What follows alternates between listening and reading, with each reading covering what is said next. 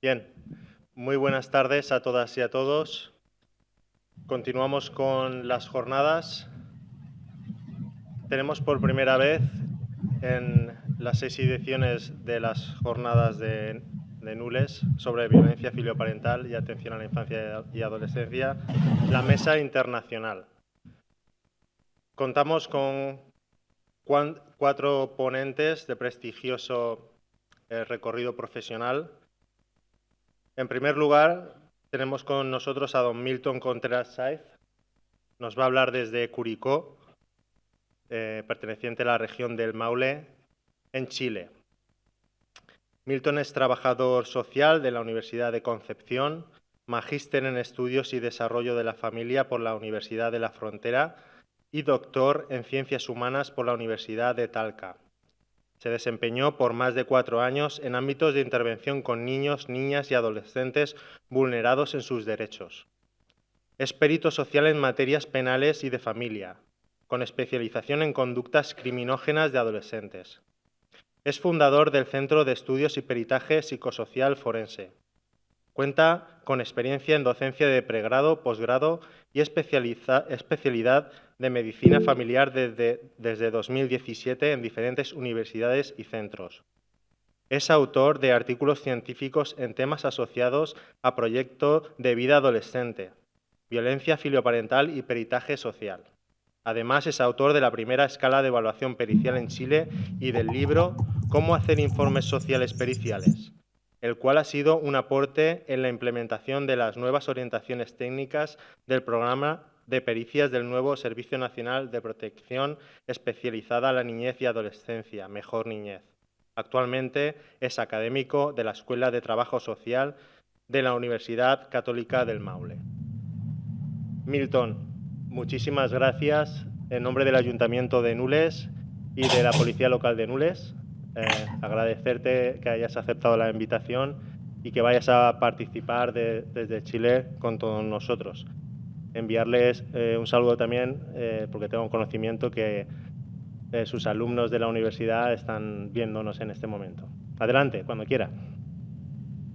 Bien, muy buenas tardes acá en Chile. Muchas gracias, Joseba, por la invitación, por la consideración, ¿cierto?, de que podamos exponer algunos resultados de investigaciones respecto a la violencia filoparental en Chile. Como bien mencionaba, alcancé a escuchar la última parte. Yo de profesión soy trabajador social. Me he especializado en estudios de familia a lo largo de varios años, pero también nace un poco, que les voy a ir contando a lo largo de la presentación, el interés de poder estudiar, investigar la violencia filoparental por experiencias de intervención en diferentes contextos. La idea de hoy es contarle un poco algunos resultados de lo que se enmarca en mi tesis de doctorado y también otros estudios respecto a la situación de violencia filoparental que se está vivenciando hoy día en Chile. Voy a utilizar harto código QR a lo largo de la presentación para que las personas que estén interesadas en mayor material lo puedan obtener. E ir contando también cómo nace, ¿cierto?, esta idea de poder indagar sobre la violencia filoparental. Aparte de las labores académicas, cumplo roles de perito social en diferentes materias, sobre todo en materia penal, de familia, y con conductas criminógenas de adolescentes. Desde ahí se ha creado una guía, un libro, ¿cierto?, que es una guía para poder generar o ir realizando informes sociales periciales, que también ahí queda gratuito y digital, para la gente que también se quiera interiorizar en la temática. A lo largo de estos años también se ha realizado la primera escala o el primer instrumento de evaluación de peritajes sociales, y en este sentido también se publicó un artículo del 2021 que está siendo ya utilizado en algunos peritajes sociales en Chile. Otro de los productos que hemos tenido con otras académicas de acá en nuestro país son algunas experiencias de trabajo social clínico en Chile, el cual fue publicado hace muy poco tiempo, recién en enero, febrero del año 2024, y donde también vamos contando algunas experiencias de trabajo respecto a temáticas de violencia. Y hace muy poco también otro de los libros que hemos generado es respecto a lo que es la intervención social desde elementos teóricos, epistemológicos, metodológicos para el trabajo con personas y familias. Aparte como de esta base para poder ir comentándoles un poco respecto a dónde me he desempeñado. Ahora bien, cuando nosotros hablamos de trabajar con personas y familias, generalmente tendemos a centrarnos en ciertos personajes. Hay un ejercicio que yo generalmente hago en clase con mis estudiantes, y es que vean una imagen que generalmente la voy actualizando dependiendo de las películas que van apareciendo, por ejemplo, en Disney. Y si nosotros hacemos el ejercicio más bien personal en que elijan un personaje, lo más probable es que cada uno de nosotros va a elegir un personaje diferente. Siempre nos vamos centrando en ciertos personajes. Algo similar nos pasa cuando trabajamos con personas y cuando trabajamos sobre todo con familias. Nos centramos en ciertos personajes para poder dar inicio a un proceso de intervención. Y en ese sentido, dentro de lo que son los puntos de partida de investigación, hace algunos años atrás, cuando yo estaba trabajando en programas de intervención directa con niños, niñas y adolescentes vulnerados en sus derechos, fuimos visualizando con varios colegas de que habían situaciones donde niños, niñas y adolescentes agredían a sus padres. Cuestión que desde nuestro país no está catalogado, no está normado, no está tipificado, ni tampoco a nivel conceptual. Por lo tanto, partíamos desde estos principios básicos de una investigación de poder verificar, evaluar dónde hay un problema social. Podíamos revisar de que efectivamente en los programas de intervención con niños y niñas adolescentes vulnerados en sus derechos existía, ¿cierto?, una problemática social que era importante de poder revisar y sobre todo de tratar de intervenir. Y en ese sentido surge este interés más bien personal de poder continuar investigando, bueno, por qué pasan estas agresiones que ejercen los niños o adolescentes a sus padres o a sus cuidadores. Y me voy encontrando con un libro que hace algunos años atrás se salió publicado, ¿cierto?, en España, que se llama La violencia filioparental, una visión interdisciplinar, que también con mucho agrado, porque muchas personas que hoy día expusieron durante la mañana son personas que a mí me sirvieron mucho ahí para poder revisar y estudiar bastante este libro. Y llegamos, ¿cierto?, a este concepto de violencia filioparental gracias a España. Finalmente España es uno de los grandes países, ¿cierto?, que ha promovido, ¿cierto?, a nivel conceptual lo que es la violencia filioparental y que de alguna u otra manera nos ha permitido a investigadores, sobre todo, por ejemplo, acá en Chile, en poder conceptualizarla como tal. Sin embargo, a lo largo del tiempo, nosotros nos vamos dando cuenta de que, por ejemplo, en Chile, y que es un poco la primera parte de contextualización que me gustaría comentarle, tenemos algunos servicios ¿ya?, de protección a la infancia, a la adolescencia, con los cuales diferentes interventores, ya sean trabajadores sociales, psicólogos, abogados, terapeutas ocupacionales, etcétera, trabajan con niñas, niños y adolescentes vulnerados en sus derechos. Lo que yo les comento respecto a estas experiencias desde los procesos de intervención se enmarca en lo que era anteriormente el Servicio Nacional de Menores, el cual funcionó entre 1979 al 2021, y que el objetivo era proteger y promover los derechos de las niñas, niñas y adolescentes.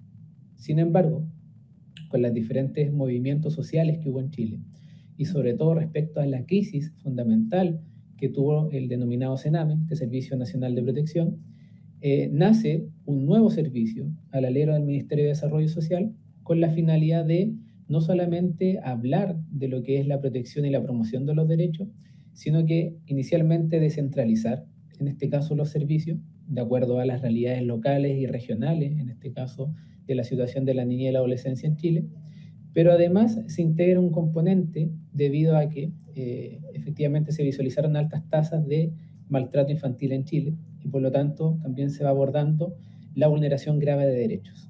Eso como un marco inicial respecto a cómo van funcionando los programas de protección en Chile. Desde ahí podemos visualizar que existen diferentes líneas de acción. La primera línea, que hoy día está el diagnóstico clínico especializado y de pericia, que se está tratando de implementar en Chile. Desde ahí el libro que yo les mostraba inicialmente de cómo hacer informes sociales periciales es uno de los libros que aparece, por ejemplo, hoy día en una política pública nacional con la finalidad de que trabajadores sociales y psicólogos, que son las personas que están encargados de realizar esta primera línea pericial, puedan identificar los niveles de desprotección con los cuales está teniendo un niño, una niña o un adolescente. Existen programas de intervención ambulatoria de reparación, que es donde, por ejemplo, yo estaba trabajando hace algunos años atrás, antes de estar en el mundo más académico de investigación. Programas de fortalecimiento y vinculación, de cuidado alternativo y de adopción. Se los cuento ahí rápidamente, porque si nosotros vemos las líneas de acción y más o menos el flujograma de trabajo que existe hoy día en Chile, podemos visualizar que la mayoría de los casos, si no, yo diría más del 95%, de los casos que están hoy día en esos programas son casos que están judicializados. Desde acá en Chile tenemos los tribunales de familia, y el tribunal de familia es el que en particular solicita a un programa de pericia de que efectivamente se realice una evaluación a niños, niñas, adolescentes y su familia, y también puede hacer una derivación para que se realice algún tipo de diagnóstico o algún tipo de intervención directa con el niño, niña, adolescente. Sin embargo, pese a todos los avances que se ha tenido y las actualizaciones del año 2021, nos podemos dar cuenta, y aquí yo he hecho un análisis completo de todas las políticas que han existido hoy día en Chile y también anteriormente, no está la violencia filoparental. Ahí está un poco la pregunta, pero bueno, ¿dónde está la violencia filoparental como tal? No está en ninguna parte, no está catalogada. Sin embargo, si nosotros nos vamos a las leyes chilenas, existe la ley 20.066 de violencia intrafamiliar, y señala que será constitutivo de violencia intrafamiliar todo maltrato que afecte a la vida o la integridad física o psíquica de quien tenga o haya tenido la calidad de cónyuge del ofensor o una relación de convivencia con él, o sea pariente por consanguinidad, por afinidad, en la línea recta o en la colateral hasta tercer grado, inclusive, ¿cierto?, del ofensor, de su cónyuge o del actual conviviente. Al conversar con abogados, por ejemplo, dentro de la parte inicial de mi tesis doctoral, el análisis de la mayoría de las personas que son abogados o abogadas y que trabajan en temáticas de familia señalan de que efectivamente la ley es clara en mencionar de que puede darse la violencia en línea recta. Y por lo tanto, es un error pensar que esa línea recta genera que la violencia solamente desde un cuidador hacia el hijo, porque la línea recta también puede ser la violencia que ejerce un hijo hacia el padre. La jornada de la mañana, ¿cierto? Yo alcancé a escuchar algunas presentaciones. Hay un nivel de avance gigante en España respecto a lo que es violencia filoparental, y aquí en Chile estamos contextualizando que estamos recién, ¿cierto?, tratando de impulsar de que efectivamente se concientice en que la violencia filoparental no solamente es un concepto, no solamente está catalogado, ¿cierto?, en algunos países, sino que efectivamente es hoy día un problema social relevante. Y desde ahí es donde estamos trabajando. Entonces, pese a que se dan cuenta, ¿cierto?, que la violencia no solo existe en los padres hacia los hijos, es necesario abordar con mayor profundidad de que efectivamente los hijos también han generado algún tipo de violencia hacia los cuidadores. Y desde ahí nacen algunos hitos de investigación. Durante el 2020-2021 se genera este marco referencial, se toman los datos desde el 2022 al 2023, y durante el 2023-2024 se hace un análisis de datos. Desde acá ya sabemos, ¿cierto?, lo que es la violencia filoparental. Entonces, en muchas fases de esta investigación, que es de varios años, entonces yo la voy a tratar de resumir, también tenía que ver un poco en concientizar a las personas con las cuales eran nuestros agentes facilitadores, ¿cierto?, para la realización de la investigación, de poder mencionar lo que era la violencia filoparental. Efectivamente sabemos que son comportamientos agresivos, son manifestaciones al interior que se dan, al interior de la familia, y que sobre todo es una tipología de violencia intrafamiliar como tal. Y ese fue un trabajo que se ha ido realizando a lo largo de este tiempo. Algunos conceptos interesantes dentro también de la revisión que se hizo, que efectivamente son comportamientos que por lo general son reiterados. Tiene que ver un poco también con lo que se ha estudiado respecto a lo que es violencia filoparental, y si es que es severa o no, cuando son solamente agresiones, en este caso aisladas, etc. Las motivaciones, que por lo general, ¿cierto?, había consenso de que era para obtener control y poder de manera más bien intencional, y siempre la violencia filoparental tenía una finalidad que era causar daño físico, psicológico o económico. Y en ese sentido, la primera parte de la investigación tenía que ver un poco en qué es lo que se ha investigado de violencia filoparental en el mundo. Para eso, una primera fase es la realización de un estudio bibliométrico. En este sentido, el trabajo que lideré tiene que ver netamente con evaluar todo lo que se ha investigado de violencia filoparental en el mundo, desde cuando partió, y en particular desde un metabuscador, y acá también hay una limitante de la investigación, que investigamos solamente en Web of Science, o sea, en WOS, como muchos conocemos.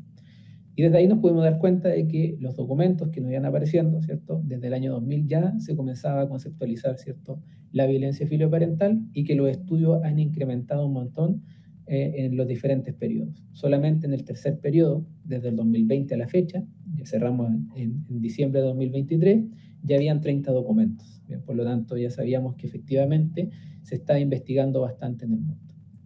Podíamos ir revisando, por ejemplo, cuáles son las principales revistas en el mundo que están publicando, ¿cierto?, diferentes artículos de violencia filoparental, donde, dicho sea de paso, una de las revistas que más publica es la revista Anales de Psicología, que también es de España.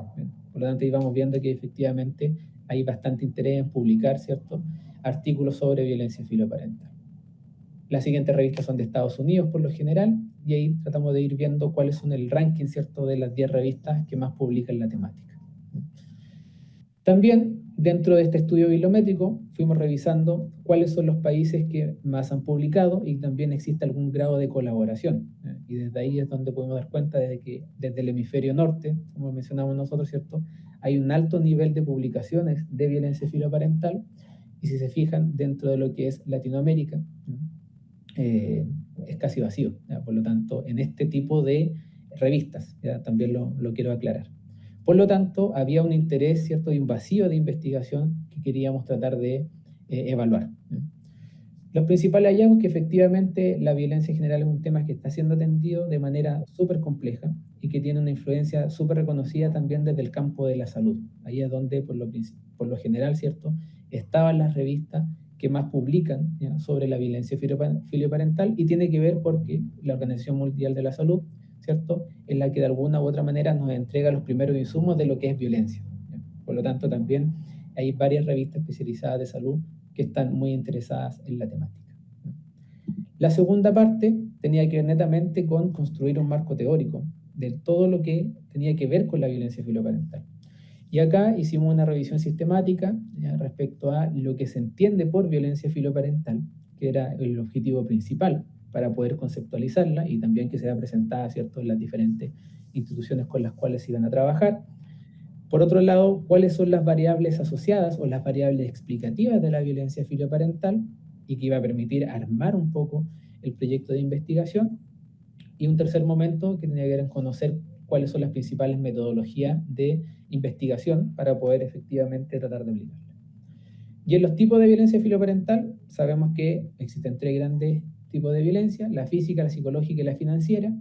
Dejamos la sexual abierta. ¿Por qué? Porque la mayoría de los estudios que entraron en esta revisión sistemática hablaban de que pudiesen existir casos de violencia sexual.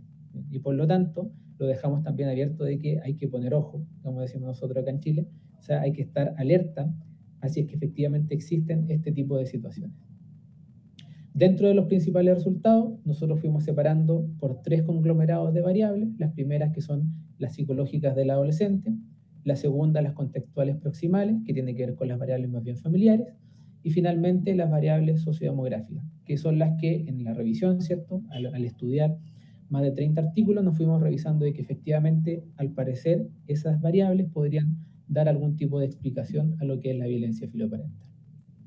Dentro de las variables propias de la psicología, ¿ya?, encontramos la impulsividad, el consumo de sustancias, el desajuste escolar y social, el género también del adolescente, la salud mental del adolescente, el autoestima. Son variables que de alguna u otra manera estaban incorporadas en la mayoría de los estudios que ingresaron. En las variables contextuales proximales, la violencia de los cuidadores hacia los hijos o niños y adolescentes, los estilos educativos parentales, que también fue abordada en una de las presentaciones en la mañana, la exposición a la violencia, que yo diría que acá es donde estaban las mayores hipótesis, ¿cierto?, que nos sirvió para poder hacer el estudio, y que también iba a depender del género, ¿cierto?, de la persona que en este caso se transformaba en víctima, el cuidador o la cuidadora.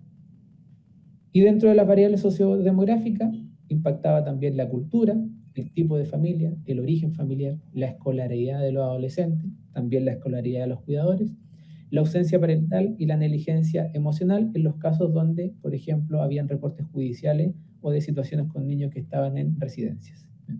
Por lo tanto, todo este conglomerado de variables nos permitía ordenar, ¿cierto?, de que acá eran las variables donde efectivamente había una relación con la violencia filoparental.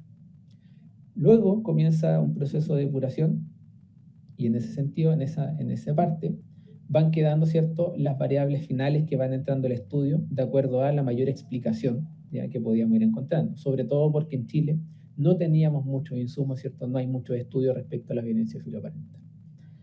Hace unos años atrás, casi 6, 7 meses después de que nuestra revisión fue publicada, también aparece publicada una revisión sistemática muy interesante de un equipo español, donde abordan, ¿cierto?, los principales modelos teóricos comprensivos de la violencia filoparental. Y dentro de eso, uno de los que más nos permite comprender el por qué se da la violencia filoparental tiene que ver con los modelos más bien ecológicos.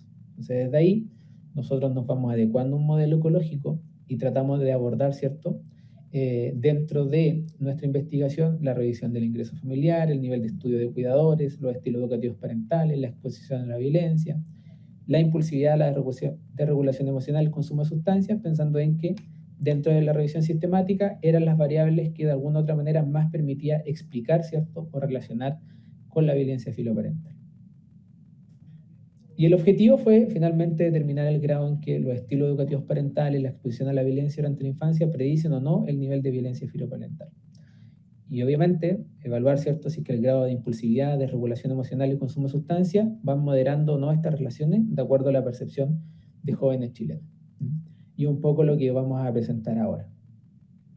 ¿Quiénes participaron? En primera instancia, una muestra no clínica. Como yo les mencionaba anteriormente, hubo una crisis a nivel nacional respecto al anterior Servicio Nacional de Menores, y además estos datos se iban a comenzar a tomar en contexto de pandemia, que obviamente no estaba planificado, y por lo tanto se van tomando algunas decisiones. En primera instancia teníamos cartas de colaboración para que se pudiese aplicar un instrumento, que de hecho sea de paso es el CPAQ, que también se construye y se desarrolla, ¿cierto?, en España, y que acá se realizan los ajustes pertinentes. Sin embargo, con la crisis del Sename se cierran las puertas para que se realicen investigaciones con niñas y adolescentes vulnerados en sus derechos. Por lo tanto, se van tomando algunas recomendaciones de poder generar estudios retrospectivos cuando los niños, niñas y adolescentes han sido víctimas de violencia, que es una de las grandes recomendaciones cuando se quiere investigar una temática tan compleja como violencia, y para tratar de evitar, ¿cierto?, la revictimización de los adolescentes, se insta a los investigadores a poder hacer estudios retrospectivos. Por lo tanto, se decide trabajar con adultos jóvenes, en este caso universitarios, entre 18 a 20 años de Chile, pero de una manera retrospectiva. O sea, se les consultaba directamente sobre situaciones de violencia, en este caso de violencia filoparental, que hayan sucedido entre los 14 y los 18 años. ¿Por qué ese periodo? Porque también hay un sesgo de memoria, ¿ya?, y por lo tanto también hay recomendaciones de que no pasen los 4 a 5 años. ¿Ya? Por lo tanto, hubo un resquicio para que no se realizaran más investigaciones por un periodo en el Servicio Nacional de Menores con niñas y adolescentes vulnerados en sus derechos. Y para eso se van tomando diferentes recomendaciones, y en particular estas recomendaciones son generar estudios retrospectivos, ¿ya?, en este caso investigar con jóvenes respecto a la situación de su niñez y adolescencia en el pasado, con la finalidad de no revictimizar, en este caso, a las víctimas. Por lo tanto, se van considerando, ¿cierto?, estas recomendaciones. Dentro de los criterios de elegibilidad, como mencionaba, pero no se alcanzó a escuchar, es que hayan vivido con alguna figura materna o paterna durante su adolescencia y que efectivamente cumpliera, ¿cierto?, con el requisito de edad.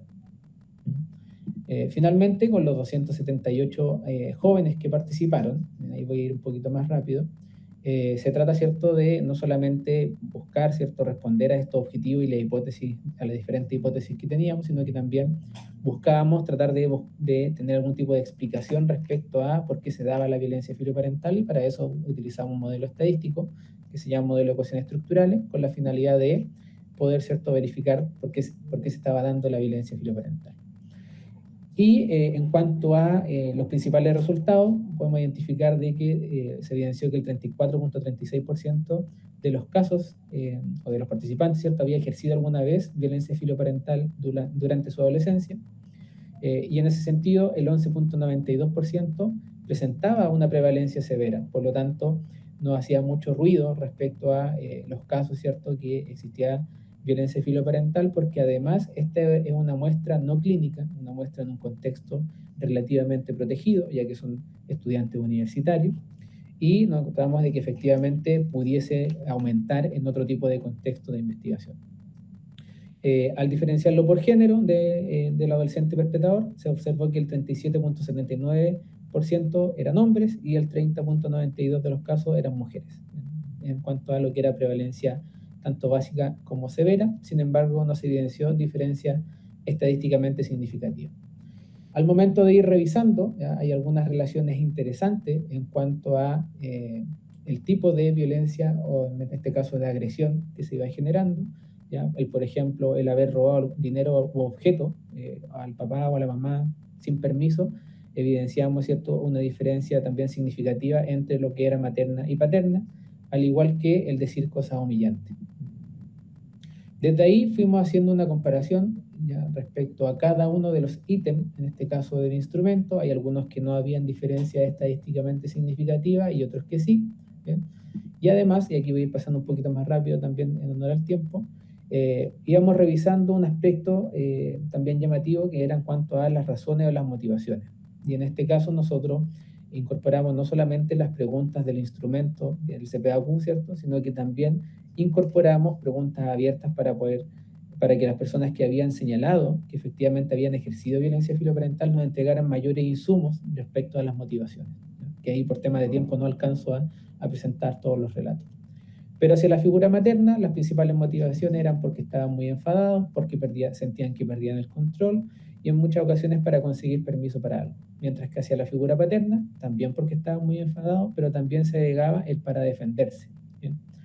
Otro de los puntos importantes es que para defender a otra persona también habían algunas diferencias interesantes, ¿ya? Sobre todo cuando se buscaba defender a la figura materna, ¿ya? Y muchos de los relatos que teníamos, ¿cierto?, era que trataban de defender también a la figura materna cuando habían exposiciones a la violencia, o sea, cuando había algún tipo de violencia intrafamiliar o de pareja íntima entre el papá o el cuidador y la cuidadora, ¿bien? Por lo tanto, también estábamos dando respuesta a alguna hipótesis. Respecto a la exposición a la violencia, que era una de las variables más importantes, ¿cierto?, de estudio también, y que se asemejaba, ¿cierto?, en este caso, a la violencia filoparental, pudimos identificar, ¿cierto?, altas tasas de violencia, exposición a la violencia también en redes sociales, que eso lo fuimos incorporando dentro del instrumento. También se hicieron los ajustes de lenguaje pertinentes, había un instrumento previo donde indagaba sobre la exposición a la violencia en la televisión. Nosotros la fuimos ajustando a las redes sociales debido a, ¿cierto?, que los jóvenes ya tienen la mayoría, si no decir todo, el acceso, ¿cierto?, a los medios de comunicación, en este caso de redes sociales. Nos fuimos encontrando con diferentes también correlaciones respecto a las dimensiones de la exposición a la violencia, tanto directa como indirecta, ya sea en el colegio, en la calle, en la casa y también en las redes sociales. Otro punto relevante, y aquí tiene que ver un poco en el modelo explicativo que tratábamos de comprender en esta situación, ¿cierto?, de Chile, es que se consideraron todas las variables que yo le había mostrado, ¿cierto?, dentro del marco teórico y que efectivamente tenían algún tipo de explicación de la violencia filoparental y las fuimos integrando en diferentes instrumentos. Y para eso, este era nuestro modelo inicial. Con esto partimos, ya con esto tratamos de verificar de que efectivamente podíamos tratar de explicar la violencia filoparental. Y este modelo se probó tanto en la figura paterna como en la figura materna. El modelo inicial explicativo no fue evidentemente el mismo con el que terminamos, ¿ya? Dentro de lo que es el resultado de análisis de ruta, por ejemplo, de la violencia filoparental hacia la figura paterna, nos encontramos de que la exposición a la violencia y la desregulación emocional fueron las variables que permiten predecir o explicar la violencia filoparental en un alto porcentaje. Podemos visualizar que el 47.6% de la exposición a la violencia permite explicar, ¿cierto?, la violencia filoparental, mientras que, ¿cierto?, se integra con la desregulación emocional, evidentemente va aumentando, ¿bien? Y eso explica la violencia filoparental casi en un 60%, ¿bien? Y sobre todo en la violencia psicológica paterna. Sin embargo, si nosotros íbamos revisando, en este caso, el caso de la violencia filoparental hacia la figura materna, se nos integra una nueva variable ya dentro de este modelo que permitía explicar la violencia filoparental y se integra el consumo de sustancias, ¿ya? Y algo que es un hallazgo de la investigación, ya que en este caso, por ejemplo, pudimos visualizar de que efectivamente cuando las jóvenes estaban con consumo, tendían a violentar más a su figura materna, ¿bien? Por lo tanto, también hay algunos insumos relevantes en esta investigación. Se observó que efectivamente un alto porcentaje de personas, de jóvenes, había ejercido violencia filoparental, y también se vincula un poco con las tasas que tenemos hoy día en Chile. O sea, el 73.6% de los niños y adolescentes, respecto a la última encuesta que se realizó, ha sentido que ha sido víctima de maltrato infantil. Por lo tanto, son altas tasas. Y de alguna u otra manera, los jóvenes que hoy día están en la universidad fueron niños, fueron adolescentes, ¿cierto?, hace muy poco. Algunas conclusiones e implicancias prácticas de esta parte de la investigación: como mencionaba anteriormente, pese a que la violencia filoparental no se encuentra catalogada o categorizada como tal, ni siquiera la OMS que diga específicamente violencia filoparental, y que en Chile tenemos un marco normativo que de alguna otra manera está casi en la interpretación y no tenemos nada más, es importante visibilizar la temática. Permitiría invitar a otros profesionales, ¿cierto?, de intervención con niñas y adolescentes, en poder detectar, ¿cierto?, para detectar, ¿cierto?, de manera temprana la violencia filoparental. Y finalmente, y aquí ya para ir finalizando, porque entiendo que estamos con algunas dificultades de tiempo, hemos tratado de indagar, ¿cierto?, en este caso, sobre las denuncias de violencia filoparental, que pese a que no está catalogado, hemos hecho un trabajo relevante respecto a poder conocer y nosotros ir dándole la categoría de violencia filoparental respecto al uso de datos de, por ejemplo, de quién ejerce la denuncia y quién es el denunciado o la denunciada. Y ahí, en ese sentido, ahí mostrarle un pequeño video que dura 10 segundos, donde en la comuna de Curicó, que es donde me encuentro hoy día, hemos estado, ¿cierto?, indagando respecto a un análisis poblacional y en particular cuántos son los casos de denuncia. Y si nosotros nos vamos durante los últimos 3 años, un 28.76% corresponde a violencia de pareja íntima, pero también nos hemos dado cuenta de que el 16.58% de las denuncias de violencia intrafamiliar son particularmente de violencia filoparental. Y ahí es donde nos encontramos con un gráfico que nos da cuenta de que esto no es un problema, o sea, no es un concepto solamente, sino que efectivamente es un problema social que hay que detectar, ¿cierto?, y hay que trabajar. Y tenemos, ¿cierto?, en Chile una tasa bastante alta por 100.000 habitantes respecto a lo que es violencia intrafamiliar como tal. Por lo tanto, el análisis que nosotros realizamos solamente en una comuna, ¿ya?, en este caso Curicó, que es donde me encuentro, lo pudiésemos también realizar a nivel nacional, y quizás son un poco las aspiraciones que tenemos hoy día, ¿ya?, para poder ir revisando, ya que las tasas son bastante altas respecto a violencia filoparental. Y ya para ir cerrando, ¿cierto?, en honor al tiempo, mencionar que la violencia filoparental no es algo aislado, ¿bien? Se ha comprobado en muchas ocasiones que son también resultados del maltrato infantil, y es un poco la bandera de lucha que hemos estado tratando de generar acá, ya que están expuestos a diferentes ambientes de violencia, tanto en la casa, en la calle, en los colegios, sobre todo hoy día en las redes sociales, ¿bien?, que es donde tenemos que seguir trabajando. Y depende de cada uno de nosotros, ¿cierto?, en poder trabajar en su visibilización hoy día en Chile, pero también en la prevención, en la promoción y también en la intervención. ¿Bien? Y ahí, en honor al tiempo, ¿cierto?, agradecer en este caso la invitación. Espero, ¿cierto?, haber resumido varios años de trabajo en estos pocos minutos. Muchísimas gracias, Milton, por compartir con nosotros las conclusiones y los análisis sobre el trabajo de investigación en materia de violencia filoparental que has realizado durante todos estos años en tu país, en Chile. Bien, la segunda de las ponentes de esta mesa internacional es doña Viviana Carmenza Ávila Navarrete. Nos hablará desde... Hola, ¿me escuchan? Sí, Viviana, voy a hacer la presentación antes de que comience. Decía que nos acompaña como segunda ponente de esta mesa internacional doña Viviana Carmenza Ávila Navarrete. Nos habla desde Bogotá, Colombia.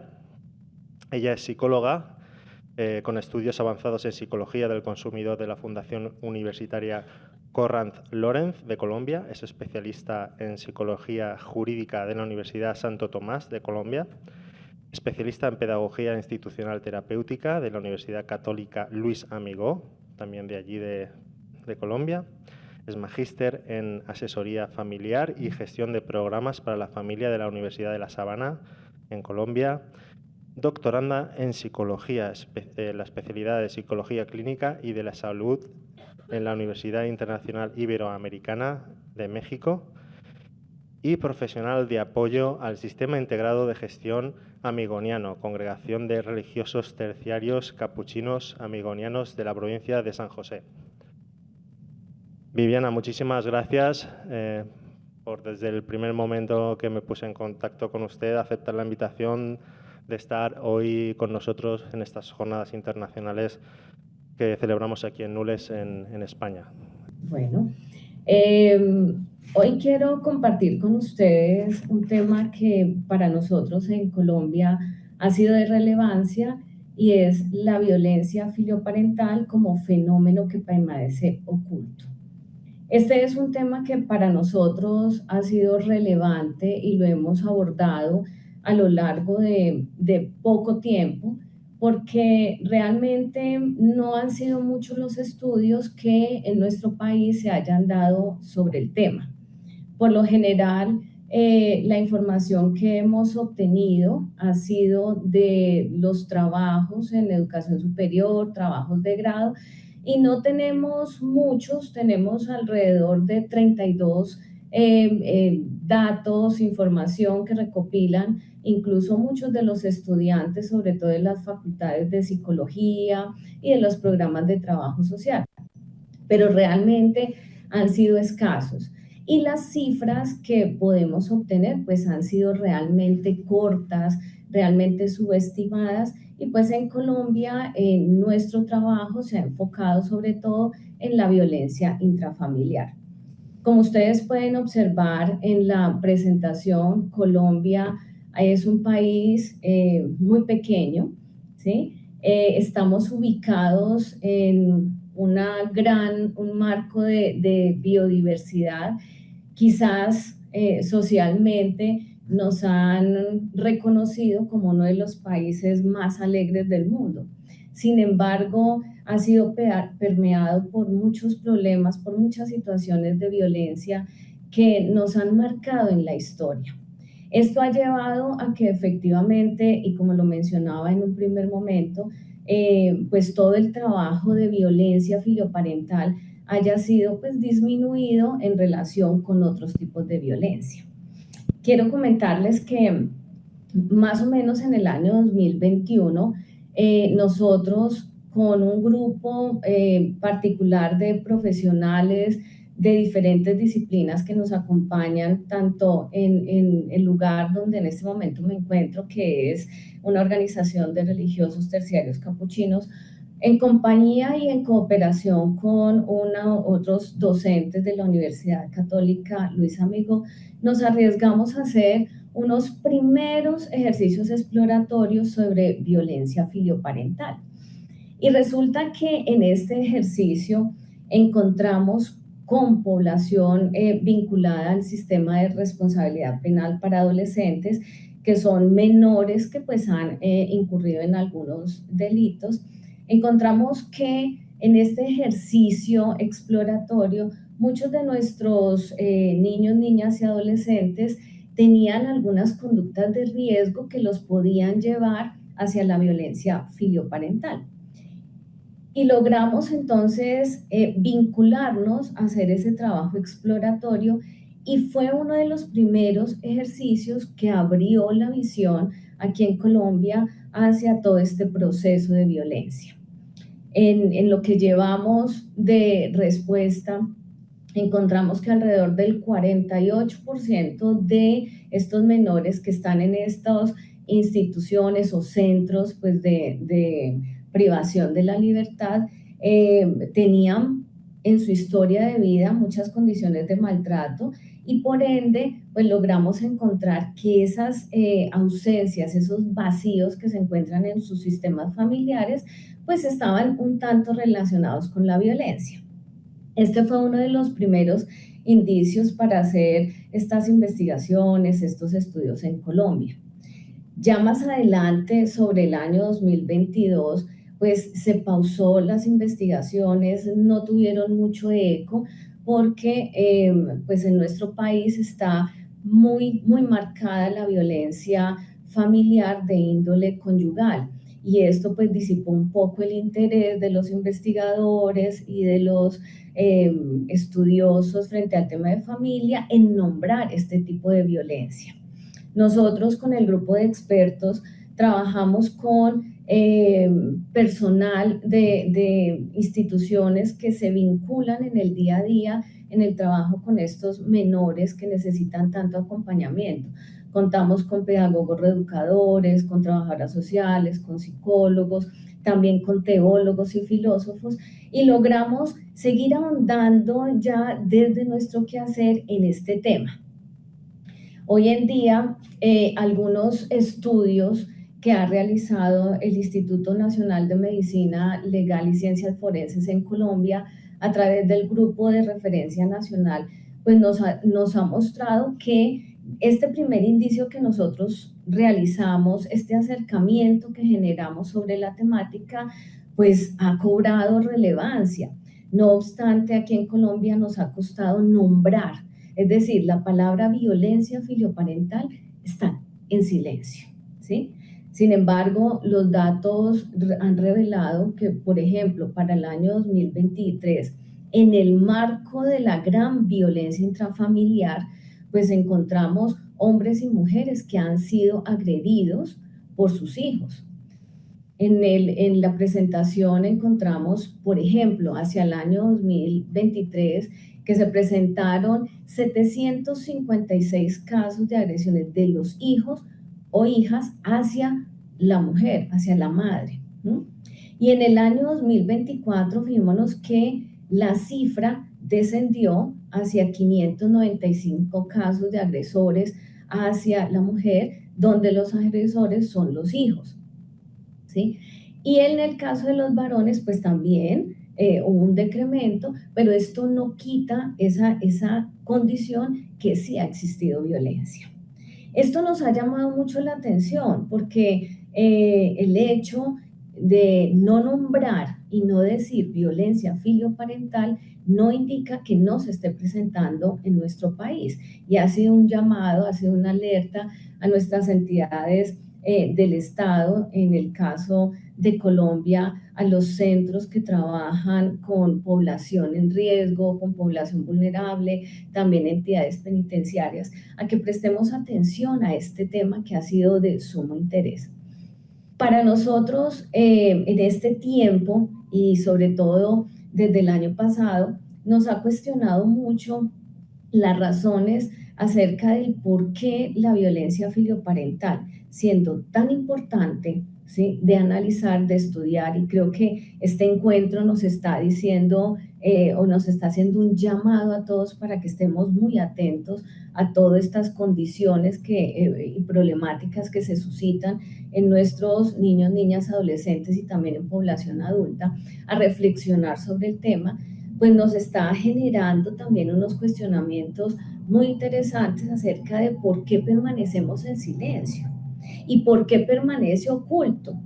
La violencia filioparental tiene un patrón, y es que por lo general en la familia permanece oculto, pero para nosotros ha sido muy interesante cuestionarnos y reflexionar acerca de por qué permanece oculto, no solo en la familia, sino también en el Estado, ¿sí?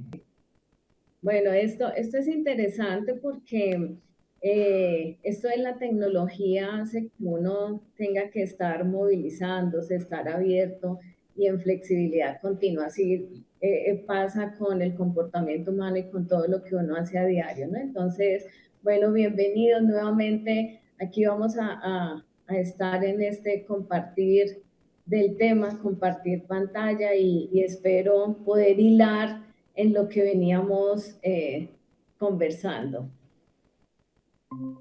Bueno, entonces venía comentándoles que en Colombia nosotros hemos realizado algún acercamiento hacia todo este trabajo con familias, con nuestros menores que se encuentran privados de la libertad, y encontramos que evidentemente hay una relación entre esa violencia que se puede presentar a nivel de la familia, del maltrato y la violencia filioparental. y que en Colombia también venía diciendo para quienes no alcanzamos a escuchar y a percatarnos de este cambio de virtualidad y tecnología, que sobre el año 2023 y 2024 se están retomando algunos casos acerca de violencia de los padres hacia los hijos, pero que en Colombia todavía permanece muy oculto, está innombrable. Algunas situaciones no lo mencionamos con la palabra violencia filioparental, sino que lo seguimos encapsulando en el término violencia intrafamiliar como un todo. Hacemos una mezcla de información de casos y esto pues nos lleva a hacer otros tránsitos, otras perspectivas y otros análisis sobre el tema. Encontramos, como se observa en la presentación, algunas cifras que se han dado sobre las agresiones de los padres de los hijos hacia los padres, perdón, y en este caso encontramos que en muchos casos las mujeres están siendo mayormente maltratadas por los hijos que los mismos varones. Para nosotros ha sido muy interesante y como les mencionaba anteriormente, que nuestros equipos de trabajo, nuestros equipos multidisciplinarios, nos sentemos a pensar acerca de por qué en Colombia esto se mantiene tan en reserva y tan en silencio.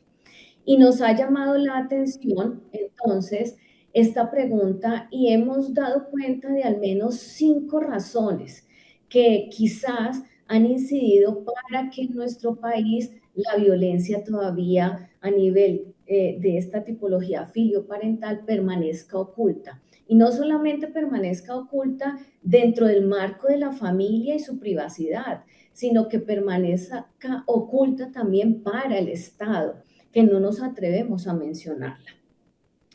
Dentro de estas razones, entonces, una de las primeras causales que quizás nosotros nos hemos atrevido a poner en la palabra es que la violencia filioparental se está asumiendo como un subregistro de la violencia intrafamiliar.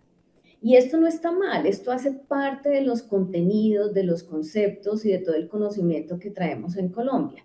Sin embargo, esos subregistros no permiten visibilizar la gravedad, la prevalencia o el marco evolutivo de este tipo de agresiones hacia los padres. Entonces, permeamos todo con las tipologías de violencia por parte de otras personas, violencia hacia el adulto mayor, y no logramos hacer las clasificaciones que nos van a permitir ampliar ese bagaje conceptual y ese también registro de estadísticas.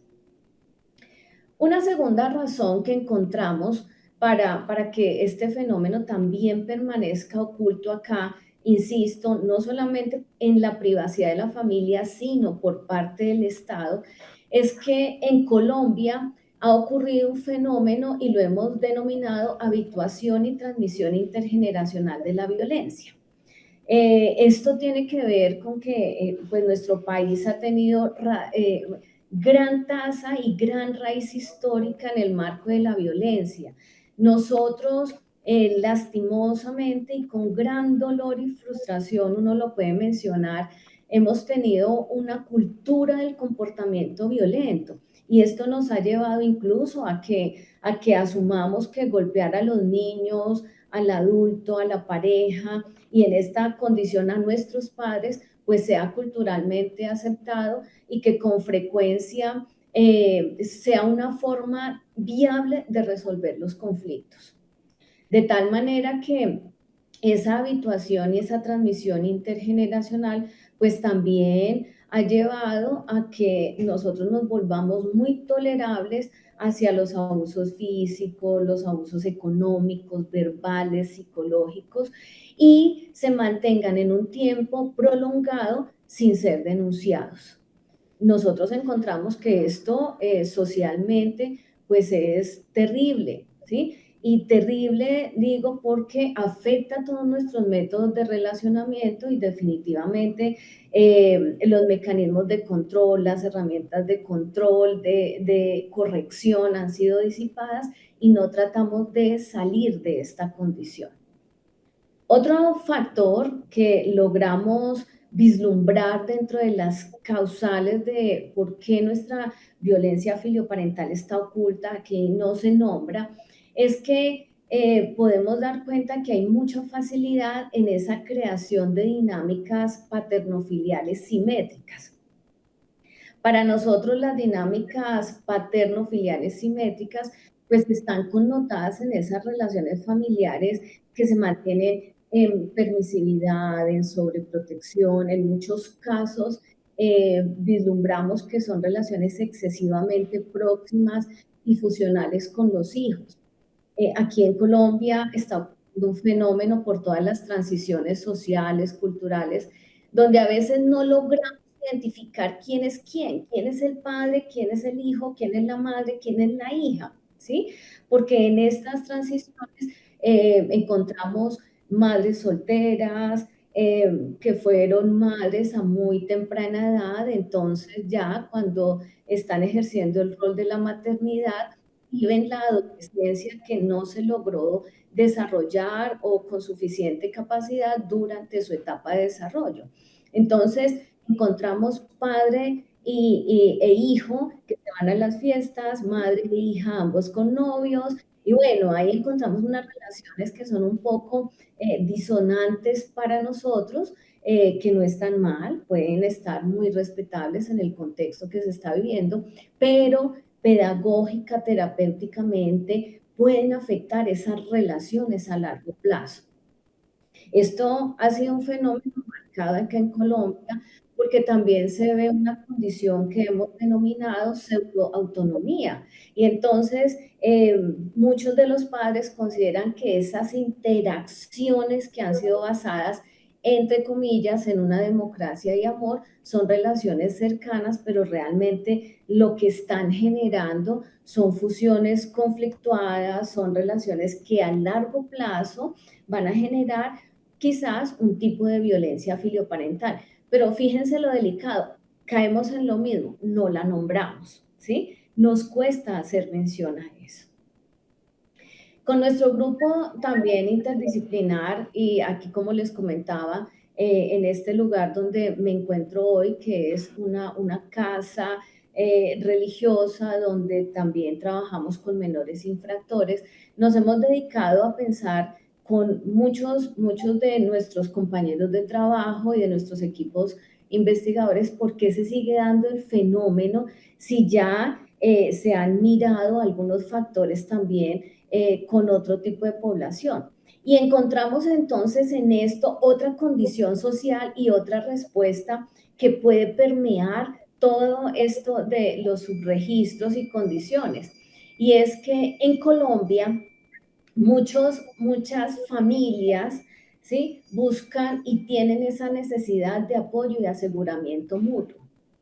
Esta necesidad de apoyo y aseguramiento mutuo es muy funcional en las familias, pero ¿sí?, hay ocasiones donde se desborda la necesidad y bajo ciertas circunstancias familiares, sociales, también por nuestro tipo de regulación económica y política, vemos que los hijos son los proveedores del hogar. Entonces, aquí hemos encontrado un tipo de alteración también que lleva a la alteración en la relación jerárquica, donde los padres viven situaciones muy opresivas, viven situaciones limitantes, en muchas ocasiones situaciones demasiado peligrosas por las relaciones de poder que se dan también con los hijos. Un hijo proveedor de recursos económicos y proveedor de recursos financieros aquí en Colombia obtiene mucho poder. Casi que el padre queda subyugado a esas necesidades y esto le ha permitido al hijo ocupar un lugar superior en el hogar. Y eso para las familias pues también genera algunos problemas. Las familias no se atreven a mencionar mucho esta condición, donde su hijo es el que manda, su hijo es el que provee y por ende su hijo es el que tiene poder, ¿sí? Porque da vergüenza y genera algún tipo de conflicto también en las relaciones con los padres, los vecinos, el barrio. Para nosotros esto es significativo porque en muchas instituciones donde se encuentran los menores, niños, niñas, adolescentes, quizás en condiciones de protección o en condiciones privativas de la libertad, pues lo que logramos observar es que los padres resultan regañados, resultan con un nivel de aislamiento y de sumisión hacia sus hijos producto de esta condición. El hijo manda económicamente, lidera el hogar y el papá se va replegando hacia su condición de inferioridad, padre o madre. Esta también fue una condición y un análisis que logramos hacer con el equipo de trabajo, y a eso pudimos también sumarle un último aspecto, una quinta razón dentro de este marco de análisis y reflexión, y son las imágenes familiares contrapuestas. Este ha sido un tema también de mucho interés para nosotros en relación a la violencia filioparental y hacia el motivo por el cual permanece oculta y en silencio, y es que en Colombia, por lo general, las familias tienden a mantener imágenes falsas, imágenes sociales de armonía, de afectividad en las relaciones familiares, de relaciones próximas, donde los hijos escuchan y hablan, pero realmente lo que nos estamos dando cuenta es que son condiciones donde lo que se quiere es generar una apariencia, porque muchas familias sienten angustia, sienten temor de sostener una percepción de esa relación de fracaso a nivel de la formación con sus hijos. Entonces, esto ha llevado a que muchos padres de familia caigan en condiciones y tengan un sentimiento de vergüenza porque son agredidos, ya sea a través de la parte económica, a través de medios psicológicos o a través de actos físicos por parte de sus hijos. Eso hace que el maltrato se incremente y que se quede reservado ahí en esa privacidad del hogar por periodos prolongados. Por supuesto, queda en reserva y no se expone públicamente. Si sumamos estas 5 condiciones, estas 5 razones, nosotros aquí en Colombia hemos podido tener una luz para continuar haciendo investigaciones. Sin embargo, reitero, estos 5 factores tan sueltos que hemos encontrado, en últimas sí están siendo un factor de riesgo para que en Colombia siga creciendo y pueda seguir existiendo un nivel mucho más elevado de violencia filioparental que todavía permanece oculto y al cual no le hemos dado ninguna razón. Frente a estos 5 tópicos, también, bueno, ya encontramos que son factores de riesgo, factores causales, pero ¿qué podemos proponer? ¿Sí? ¿Qué podemos reflexionar? Y frente a esto también nosotros nos hemos sentado con un café, con un diálogo muy ameno, en espacios, en intersticios, a conversar, pero también a generar investigaciones, que creo que es lo que aquí nos está faltando un poco por precisamente estas razones que mencionábamos, donde se encuentra todo en el marco de la violencia intrafamiliar y no nos queremos detener a ponerlo en la palabra con el nombre que corresponde, que es violencia filioparental. Frente a esto, nosotros hemos generado también unas propuestas que queremos compartir con las entidades del Estado. ¿Sí? Es un trabajo un poco difícil, denso, porque pues se generan ciertas restricciones por toda nuestra condición sociocultural y también política. Pero dentro de ellas seguimos insistiendo en la necesidad, por ejemplo, de fortalecer ese trabajo de investigación sobre el tema. Como lo mencionaba al inicio, haciendo un conteo, no pasamos de menos 48 propuestas de estudio, de ellas constatadas, 8 investigaciones se han realizado en Colombia, ¿sí? Con resultados y hallazgos basados en la evidencia, con cuestionarios, con una metodología sólida, ¿sí? pero nos falta más, son muy pocos para todo lo que se puede decir. Por eso aprovecho el momento para agradecer este espacio porque es un llamado también a generar conocimiento científico para darle solidez y poder articular todos nuestros programas. También tenemos una propuesta y es, junto con este conocimiento que podemos trabajar, podemos formular con universidades. En este momento estamos desarrollando una propuesta no solo a nivel de los terciarios, sino también con entidades como la Universidad del Valle, la Universidad Católica Luis Amigo, que queremos poner sobre la mesa con entidades del Estado para generar políticas integrales dirigidas y diferenciadas en torno a la violencia filioparental. Se ve la necesidad de caracterizarla, ¿sí? No incluirla con todas las especificidades de la violencia intrafamiliar, sino dar esas particularidades que hacen diferencial esta violencia de otras violencias. Esto permitiría dar un mayor nivel de respuesta institucional, hacer intervenciones más precisas y efectivas. Asimismo, nuestra propuesta es implementar programas con enfoque diferencial.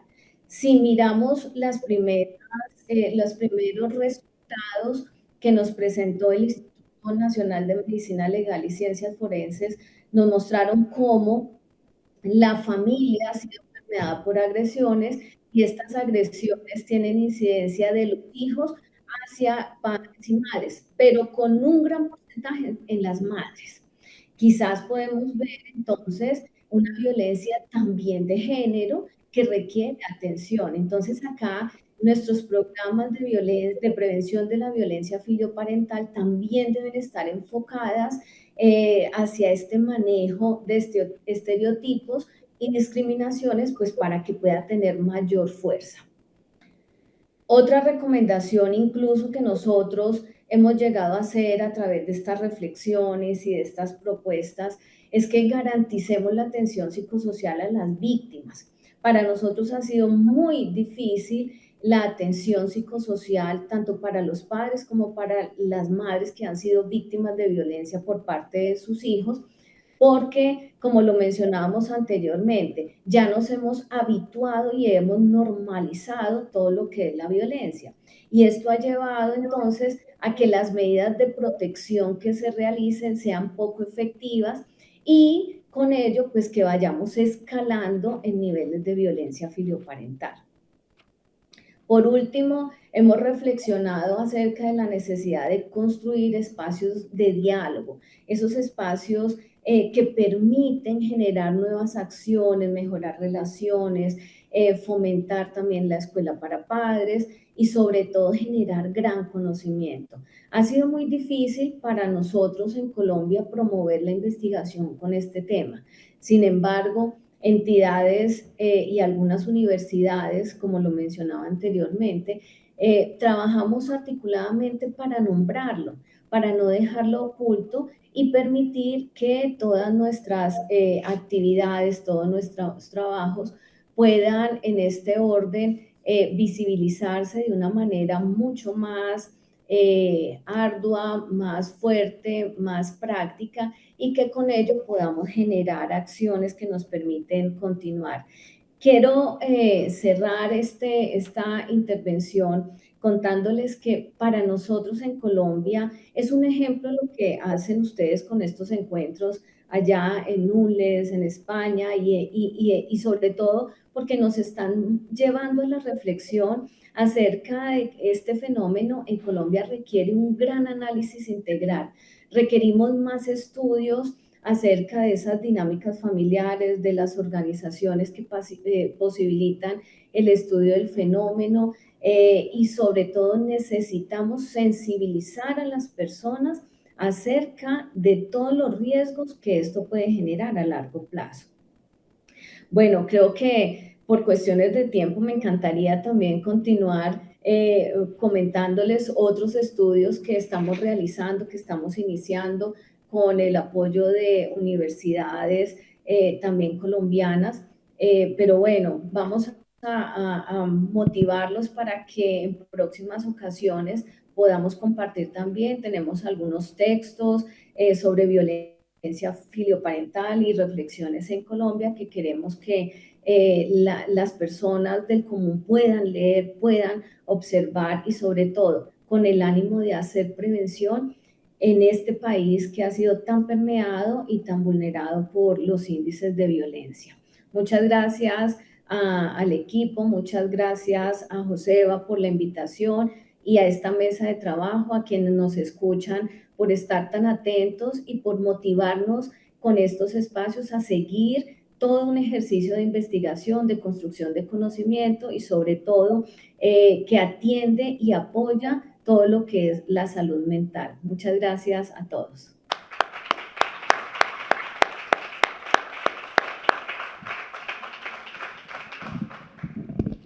Muchísimas gracias, Viviana. Darte la enhorabuena por esta exposición y por compartir todos los conocimientos de investigación, del trabajo que has realizado durante todos estos años en tu carrera profesional y hablarnos sobre cuál es la actualidad de este fenómeno, este problema como es la violencia filoparental allí en tu país, en Colombia. Muchísimas gracias. Vamos con el tercero de los ponentes de esta mesa internacional. Tenemos con nosotros a don Mario Eduardo Maldonado Smith. Nos habla desde Ciudad de México, en México. Él es licenciado y maestro en Derecho por la Universidad Nacional Autónoma de México y doctor en Derechos Humanos por la Universidad de Nápoles. Es profesor de Derecho en la Universidad Internacional de La Rioja y de la Universidad Anáhuac de México. Asimismo, es investigador del Centro de Estudios de Derecho e Investigación Parlamentaria del Congreso de los Diputados de México. También es miembro del Instituto de Estudios Penalísticos de la Universidad de Calabria y en el pasado ha sido consultor de Naciones Unidas a través de la FAO en Chile y Panamá. Dispone de más de 20 publicaciones en instituciones de México, España, Argentina, Italia y Brasil. Mario, muchísimas gracias por estar con nosotros.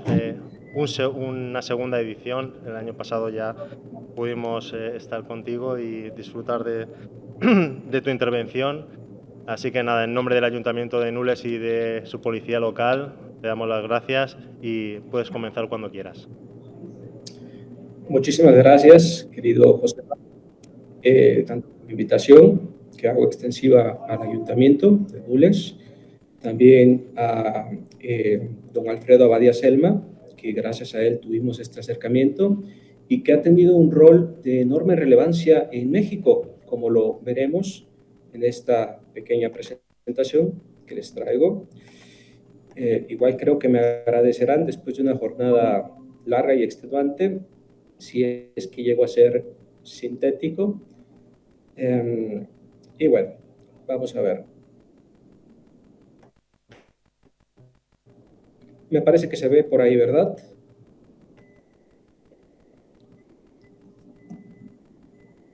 Bien, voy a hablarles acerca de cómo está el estado de la cuestión de la violencia filioparental en México.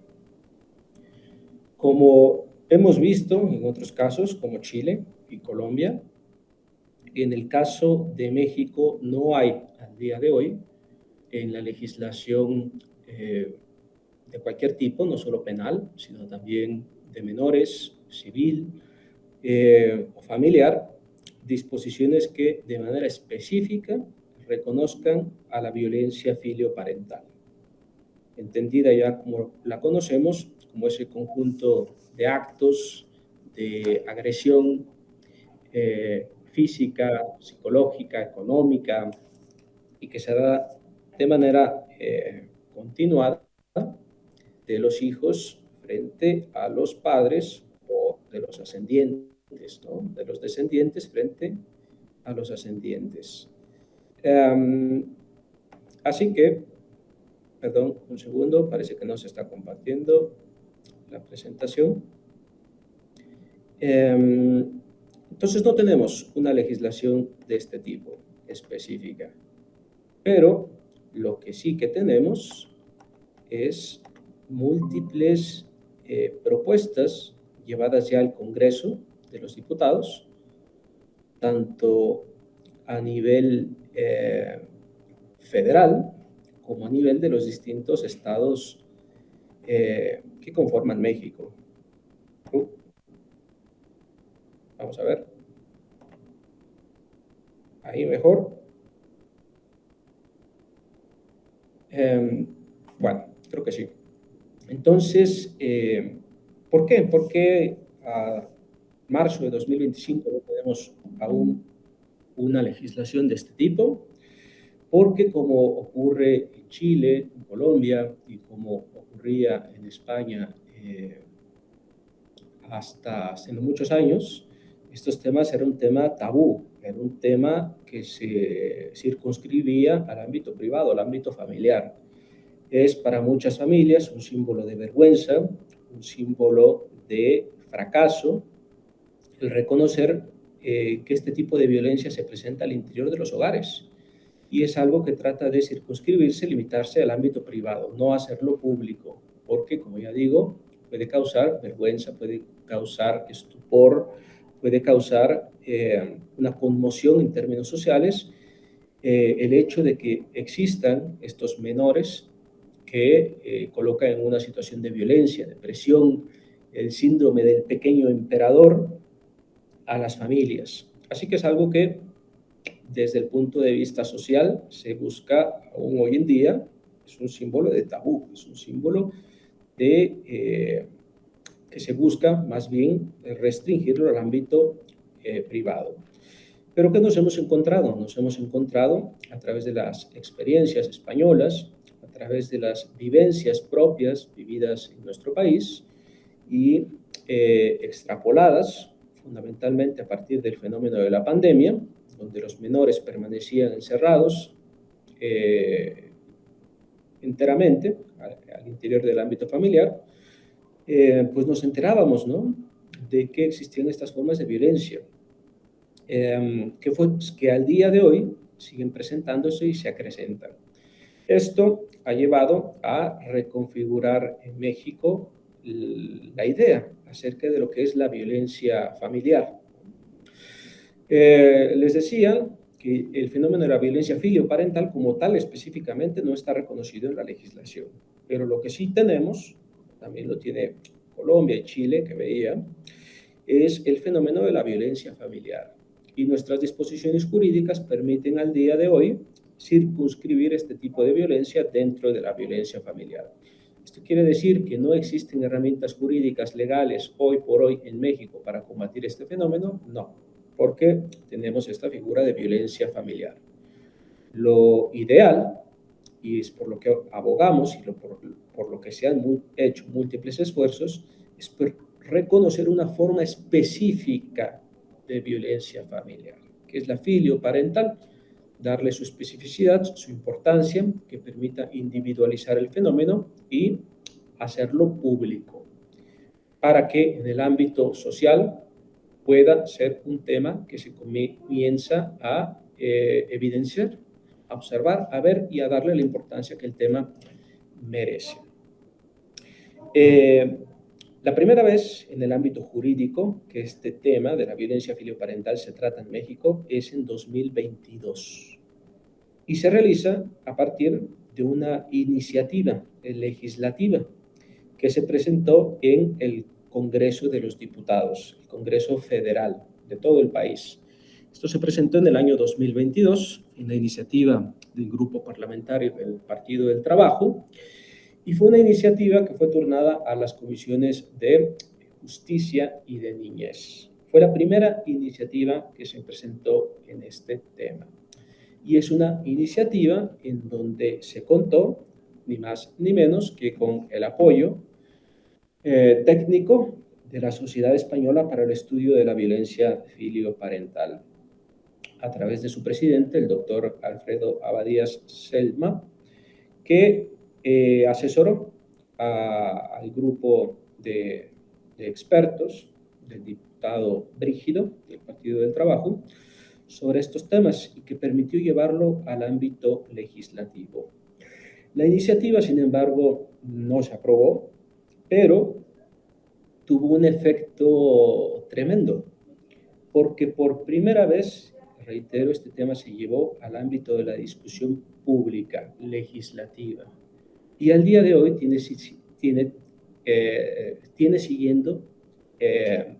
siguen existiendo efectos de esta iniciativa. Cuando nosotros, los que trabajamos en el Parlamento, cuando una iniciativa se presenta y no es aprobada, no es que no haya servido para nada, ¿no? Sino más bien tiene un efecto monumental, porque lleva a colocar al ámbito de la decisión política, de la agenda política legislativa, un tema que después puede ser recuperado por en otros tiempos, donde la coyuntura política permite su aprobación. Y ha sido el caso de esta iniciativa, porque a partir de cuando se presentó, a lo largo y ancho de México fueron presentándose diversas iniciativas también en ámbito local. Al día de hoy tenemos iniciativas presentadas en el estado de Jalisco, en el estado de la Ciudad de México, la capital, y en el estado de Nuevo León. Son 3 iniciativas en donde ya se ha despertado de nueva cuenta el ámbito, el interés, la relevancia por estudiar el tema de la violencia filioparental. Además, muy probablemente en el Congreso Federal de los Diputados también vuelva a presentarse una iniciativa en esta materia. Esta iniciativa dio lugar también a una serie de encuentros, de discusiones en el ámbito académico, en el ámbito científico, universitario, para colocar el tema de la violencia filioparental. Ya les digo, no era un tema que se tratara en México, no era un tema sobre el que se hicieran investigaciones, y a partir de este punto de ruptura fue como comenzó a generarse una serie de invitaciones para hablar, para discutir sobre estos temas. Aquí tenemos un congreso sobre violencia filioparental organizado en el año 2022, también en el año 2022 diversas publicaciones que se hicieron ya, incluso desde el Congreso de los Diputados, a través de REDIPAL, que es la red de investigadores parlamentarios. Tenemos aquí esta investigación del doctor Alfredo Badía Selma, que agradecemos haya incorporado estos temas de absoluta relevancia al ámbito de la discusión política en México. También tenemos este diálogo internacional sobre la violencia filioparental en 2023, llevado a cabo en la Universidad Nacional, la UNAM. A su vez, fue un encuentro como este a nivel regional latinoamericano, en donde contamos con importantes ponentes de Argentina, Colombia, Brasil, Perú, México, para discutir la violencia filioparental y llevar a la discusión, a la reflexión este tema que, ya les digo, era tabú, pero poco a poco se está convirtiendo en un tema de absoluta actualidad, relevancia, difusión en el ámbito latinoamericano. Esta es la iniciativa que les señalo, la que se presentó, la federal, presentada en el año 2023. Fue la primera iniciativa en su tipo. Hasta 2024 no habían sido presentadas otras iniciativas con esta temática.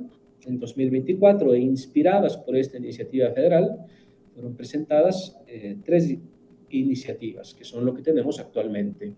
4 en realidad. Una, la federal, del diputado Brígido, otra, la de Ciudad de México, la de Jalisco y la del estado de Nuevo León.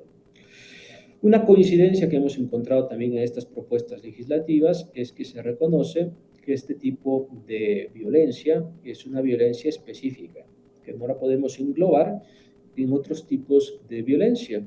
Y esta especificidad requiere atender las causas del fenómeno. Como se ha dicho ya a lo largo de esta jornada, este tipo de violencia obedece a diversos factores sociales, institucionales, medios de comunicación, modelos parentales, Así que, si queremos atender las causas del fenómeno, la solución en México se ha entendido con estas iniciativas, no es una solución punitiva, no es una solución que pase por establecer una pena, ¿no?, de prisión, salvo cuando nos encontramos con una persona mayor de edad, que sin embargo comete actos de violencia filioparental contra sus progenitores, ¿no?, o algún ascendente en vía recta. En tales casos, sí, las propuestas contemplan penas de prisión para, digamos, esta figura, este modelo del hijo ingrato. De hecho, una de las iniciativas que se presentó establecía como una circunstancia por la cual el hijo perdía los derechos de herencia, de transmisión de la herencia, ¿no? El hijo mayor de edad que cometía estos actos contra los padres o progenitores y que bajo estas circunstancias pues no tenía derecho a heredar, para un mayor de edad, ¿no? Para el caso de los menores de edad, las iniciativas diversas que se han presentado plantean medidas preventivas y de asistencia social, de acompañamiento para los menores que permitan identificar las causas, los motivos que provocan esto y atenderlos. Siempre se reconoce el hecho de la víctima, de la familia que es víctima, pero también del menor, que es una víctima de las circunstancias que lo han llevado a esta circunstancia, ¿no? De un menor violento, de un menor que tiene el síndrome del emperador, pues también se reconoce que es una víctima. Estas cuatro iniciativas disponen medidas de acompañamiento, de asistencia social, de responsabilidad no solo del Estado, sino de la familia y de la sociedad. También había una iniciativa que establecía responsabilidad para los medios de comunicación que incentivaban conductas violentas, de odio, que podían generar estas formas de violencia en los menores. Naturalmente, aún estamos en el proceso legislativo. Hay un avance enorme, que es llevar este tema al ámbito de la discusión política, al ámbito de los congresos, de los parlamentos, del nacional y de los locales. Eso es, sin duda alguna, un gran avance, pero nos encontramos aún en el proceso legislativo, que es complejo, que no siempre llega a buen término y que, bueno, pues estaremos esperando ver qué es lo que ocurre. Quizás el próximo año, en la 7ª edición, y si es que nos vuelven a invitar, podríamos estarles dando noticias positivas y quizás tener esa satisfacción de decir que somos de los pocos países que tenemos ya una legislación específica en la materia. Hay muchas expectativas positivas para ello, porque ya está en los congresos, ya está en el Parlamento, y eso considero es un gran avance, ¿no? Bueno, la iniciativa, ya se las describí, establecía medidas preventivas de asistencia y de acompañamiento, no es una medida punitiva, salvo en el caso de los mayores, bajo la figura de la ingratitud de un hijo mayor de edad. Vean noticias que aparecen ya en México, que antes no aparecían, reconociendo el fenómeno de los menores que ejercen presión, violencia física, psicológica, económica contra los mayores. La iniciativa tiene un efecto de visibilización, de discusión, de debate, de llevar al ámbito de la discusión política, académica, científica, estos temas, de ir despejando tabús, mitos sobre la familia tradicional, perfecta, que ahora se comienza a reconocer que no es así, y que tampoco son responsables enteramente las familias, y que es algo que debe exteriorizarse, visibilizarse para poder colocarlo sobre la mesa, discutirlo y encontrar respuestas conjuntas a este fenómeno que nos afecta a todos. Bueno, ya les decía, iniciativa de Ciudad de México, Nuevo León, Jalisco y la federal. Yo lo dejaría por aquí, es lo que tenemos. Quizás el próximo año, reitero, podamos tener ya la satisfacción de decirles, tenemos ya una ley en materia de violencia filioparental. De mi parte sería todo. Mario, no sé si me escuchas. Vale, muy bien. Sí, sí. Nada, muchísimas gracias por tu intervención. Como he dicho antes, reiterar los agradecimientos en nombre del Ayuntamiento de Nules y de la Policía Local y en mi nombre propio. Gracias por tu participación y un saludo. Gracias.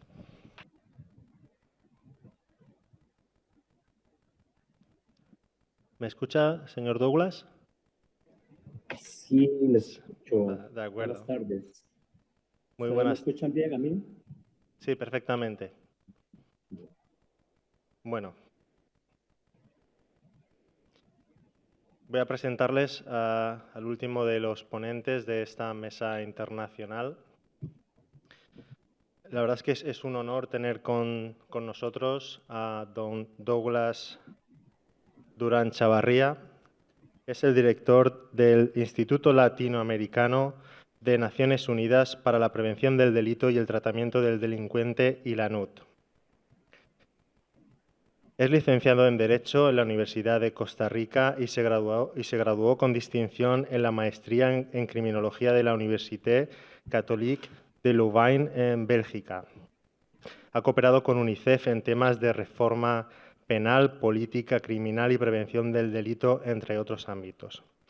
En el ámbito de la Administración de Justicia se desempeñó en Costa Rica como juez tutelar de menores antes de la Gran Reforma y luego de los cambios puestos en marcha para adecuar la legislación nacional a los principios de la Convención sobre los Derechos del Niño como integrante del Tribunal Superior Penal Juvenil. Convocado por la Oficina de las Naciones Unidas contra la Droga y el Delito de Viena, participó en la revisión de la Ley Modelo de Justicia Juvenil publicada por UNODC en 2013. Es miembro de la Comisión Científica de la Sociedad Internacional de Criminología. Tiene una amplia actividad académica, la cual se extiende por América, Europa y África, e incluye también numerosas publicaciones en castellano, francés, griego e inglés, en temas relativos a prevención de la violencia juvenil, sistemas penitenciarios, género y justicia penal, derecho penal juvenil y justicia restaurativa, entre varios otros ámbitos. Ha sido investigador en el Instituto de Investigaciones Jurídicas de la Universidad de Costa Rica e investigador invitado en el Departamento de Criminología del Instituto Max Planck de Alemania. Tiene innumerables publicaciones sobre estos ámbitos que a continuación nos va a hablar. El título de su ponencia es Importancia del enfoque de derechos y garantías respecto a las personas menores de edad infractoras, el caso de Latinoamérica. Nos habla desde San José, Costa Rica. Señor Douglas, es un honor que comparta este tiempo. Sé que tiene una agenda muy apretada y quiero agradecerle en nombre del Ayuntamiento de Nules, de la Policía Local de Nules y del pueblo de Nules que haya dedicado este tiempo con todos nosotros. Muchísimas gracias y puede empezar cuando quiera. Gracias. Muchas gracias. Primero que nada, quiero agradecer al Ayuntamiento de Nules, a la Policía Local de Nules y a Nules por la invitación que me han cursado para participar en estas jornadas sobre violencia filioparental. Antes que nada, quiero hacer una muy breve descripción, una rápida descripción de lo que es el Instituto Latinoamericano de las Naciones Unidas para la Prevención del Delito y el Tratamiento del Delincuente, ILANUD. Se trata de un organismo de cooperación técnica de las Naciones Unidas que trabaja en todo lo que tiene que ver con investigación, generación de conocimiento, capacitación en tema de sistema penal. Ello implica entonces que nosotros trabajamos con policías, con ministerios públicos, con defensorías públicas, con los poderes judiciales y con los sistemas penitenciarios de la región. Y también trabajamos en temas, por ejemplo, de justicia restaurativa, en temas de sanciones alternativas, en temas que tienen que ver con salidas alternas al proceso, de forma que el mandato del ILANUD es amplio y, como rápidamente describí ahora, tiene que ver con todo lo relativo al funcionamiento del sistema penal y del sistema penitenciario. Nuestro mandato se extiende por América Latina y el Caribe.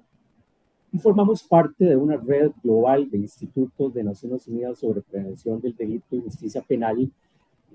De esta red, los institutos fundacionales son, además del ILANUD, el Instituto de Naciones Unidas para la Prevención del Delito y el Tratamiento del Delincuente en Asia y el Lejano Oriente, UNAFEI, que está en Tokio, el Instituto Europeo de Naciones Unidas para la Prevención y el Control del Delito, que está en Helsinki, y el Instituto Africano de Naciones Unidas para la Prevención del Delito y el Tratamiento del Delincuente, que está en Kampala, en Uganda.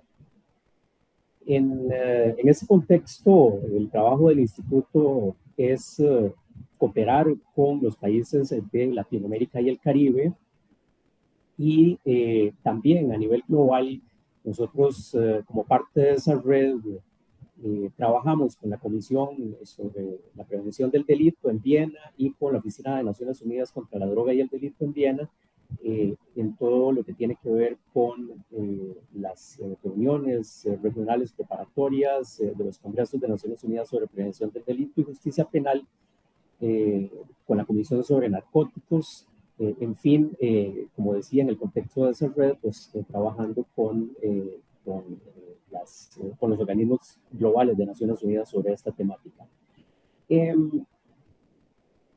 Cuando recibimos la invitación para participar en estas jornadas,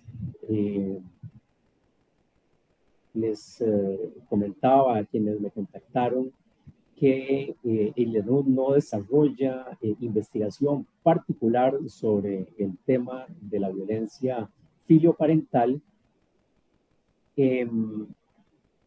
Sin embargo, me decían que estas jornadas, aparte del tema de la violencia filioparental, que es el tema principal, se han interesado siempre en estas jornadas por, en general, el tema de la delincuencia juvenil y el tema del derecho penal juvenil.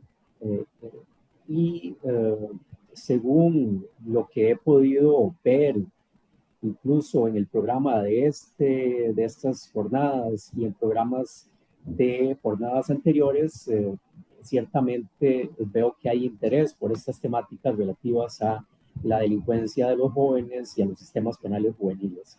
Ese interés, naturalmente, me ha parecido muy importante.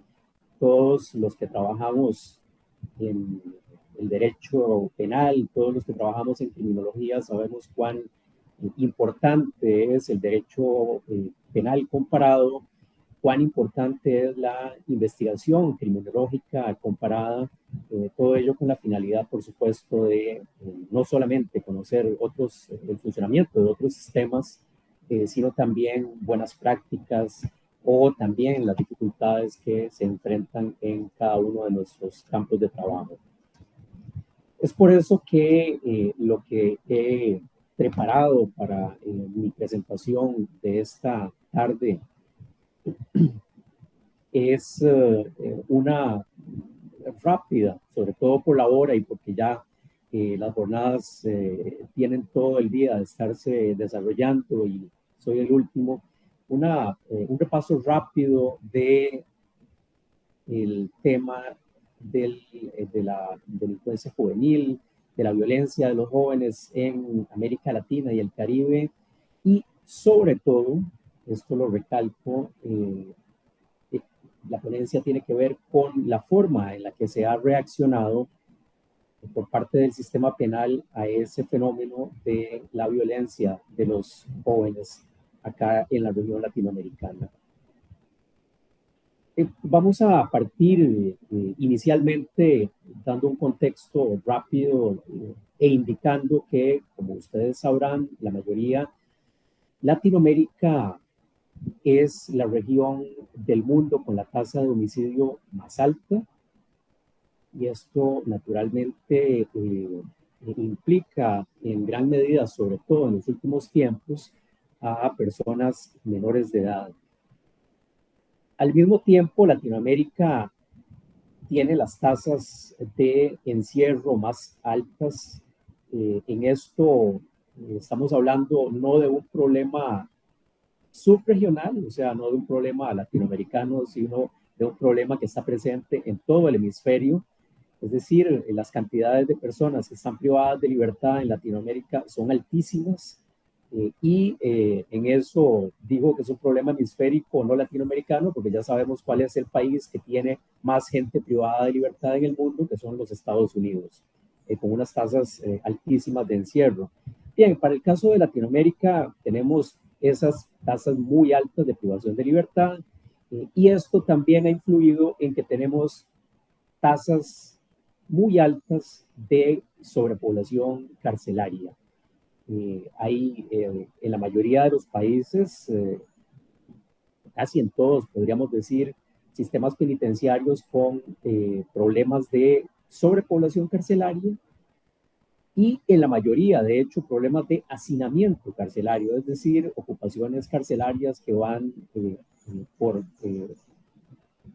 que superan el 120% de ocupación. Entonces, estamos hablando en esos casos ya no de sobrepoblación, sino de hacinamiento. Hay un uso muy elevado de las medidas cautelares privativas de libertad, es decir, la prisión preventiva es un problema muy extendido en Latinoamérica, y esto naturalmente contribuye a esos dos indicadores que ya mencioné, que son la tasa de encierro y igualmente los porcentajes de ocupación carcelaria. Estos fenómenos que acabo de mencionar son fenómenos que también se extienden a la materia de jóvenes en conflicto con la norma penal. Es decir, hay una tasa de encierro alta de niños, niñas y adolescentes, y las cárceles para las personas menores de edad en Latinoamérica están en su mayoría en situación de sobrepoblación o de incluso hacinamiento. Es decir, que es una tendencia tanto en el caso de las personas adultas como en el caso de las personas menores de edad. Ahora, ¿cuáles han sido las explicaciones que se han dado para esta situación de alta criminalidad, esta situación de mucha violencia que hay en la mayoría de los países de América Latina, situación de la cual se salvan muy pocos países, algunos de los cuales tienen aún así, comparativamente con Europa, tasas altas, pero que no son tasas como las de Honduras, como las tasas que ha tenido Guatemala, como las tasas que ha tenido y que tiene, por ejemplo, México, tasas de homicidio muy altas, pero que aún así en el resto de los países que no alcanzan tasas tan altas, siguen siendo altas comparativamente con la media global, o para el caso que a ustedes les puede interesar más, para el caso de las tasas en Europa. Les decía entonces, ¿qué explicaciones se han dado para este fenómeno de alta criminalidad, de alta violencia? Bueno, uno de los problemas más grandes que hay en América Latina es el de la desigualdad. Hay un problema de inequidad muy grande, hay un problema tremendo de mala distribución de la riqueza, en ese tanto Latinoamérica es una de las regiones con más alto indicador de inequidad, partiendo del indicador de Gini, de hecho, el coeficiente de Gini, perdón. Esas altas tasas de desigualdad definitivamente han venido a influir en altas tasas de criminalidad, es decir, la investigación criminológica ha sido en realidad muy reiterada en cuanto a que altas tasas de inequidad se corresponden normalmente con altas tasas de criminalidad. Esa situación de violencia estructural que vengo de mencionar ha interactuado con un nuevo fenómeno, y digo nuevo, por decir, de décadas, de las últimas décadas, un fenómeno que se ha extendido mucho por América Latina, que es el fenómeno del crimen organizado.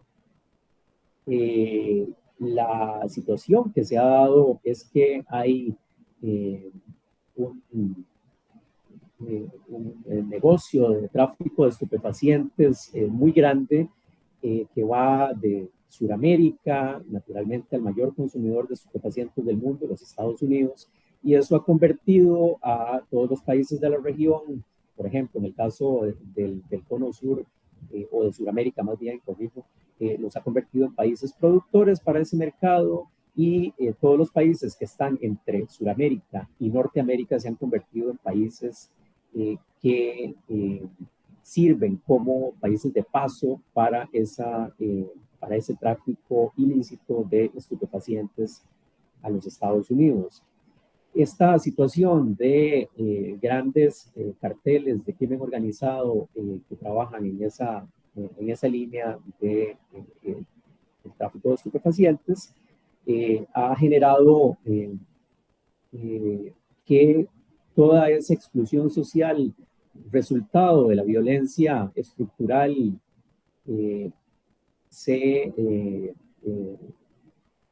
realmente se den situaciones de grupos de carteles que han venido a reclutar, por decirlo de alguna manera, gran cantidad de jóvenes que se han visto excluidos de los sistemas educativos formales, que no tienen empleo, que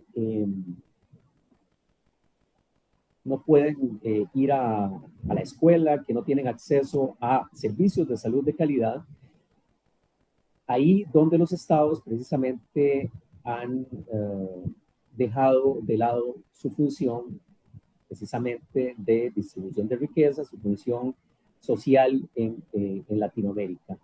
Esa situación hace entonces, como lo decía, que los carteles del crimen organizado vengan a aprovechar el contexto que acabo de mencionar y que tengan ahora entre sus filas a gran cantidad de jóvenes, insisto, en situación de exclusión social.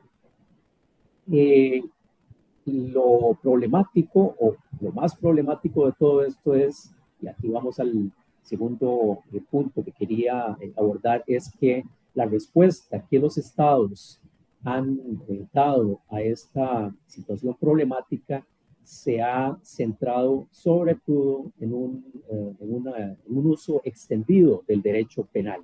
Y en el caso de los jóvenes, en un uso extendido del derecho penal juvenil.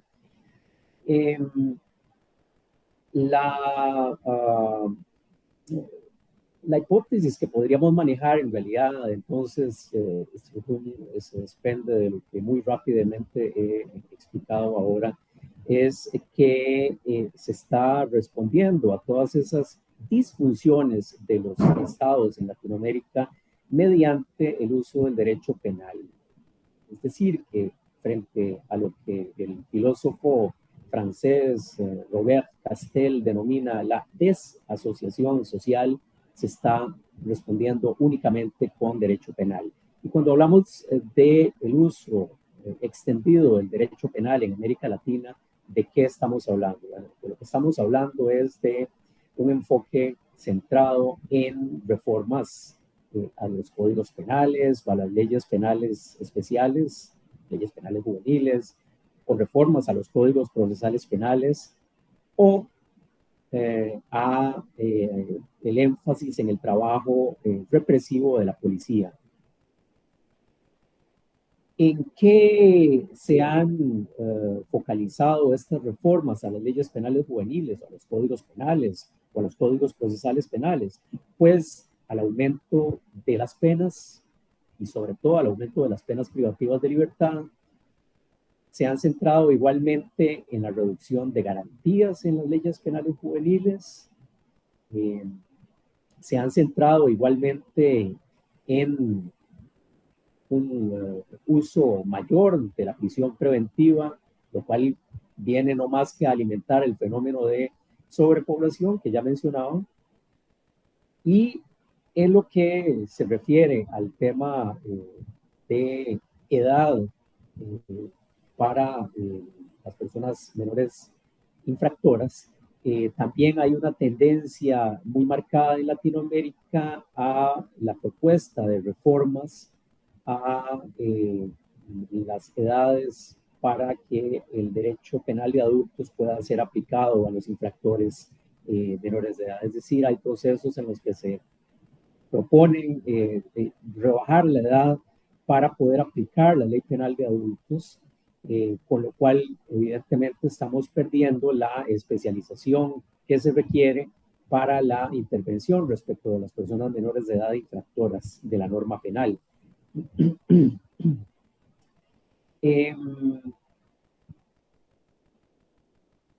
Esta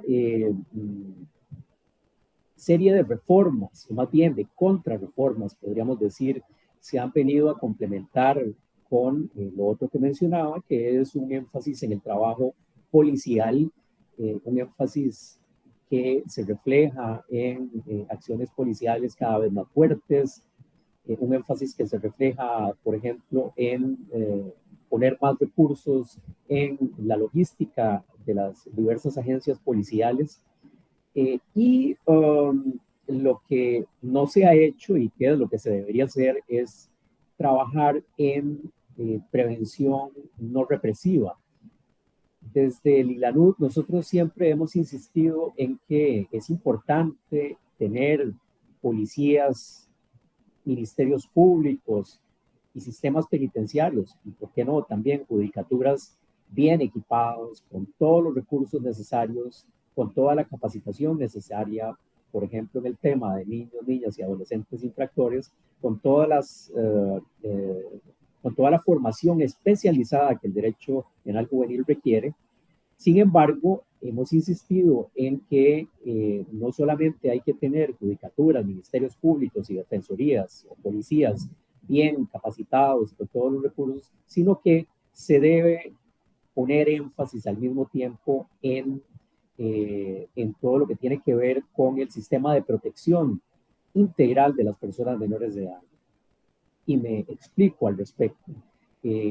La situación que se ha venido dando a través de las últimas décadas ha sido sobre todo que el Estado deje de invertir en política social y eso ha propiciado que se den los problemas que ya mencioné hace unos minutos, es decir, una pauperización de los sistemas educativos, una pauperización de los sistemas de salud, hay problemas de empleo, en fin, toda una plétora de problemas que las personas menores de edad enfrentan y que vienen a ser solucionados de una u otra manera por estos grupos de crimen organizado que se aprovechan de esa situación. Es decir, que naturalmente hay que responder con la norma penal cuando hay infracción, pero al mismo tiempo debería ponerse énfasis en la puesta en marcha de política social, en la puesta en marcha de políticas de Estado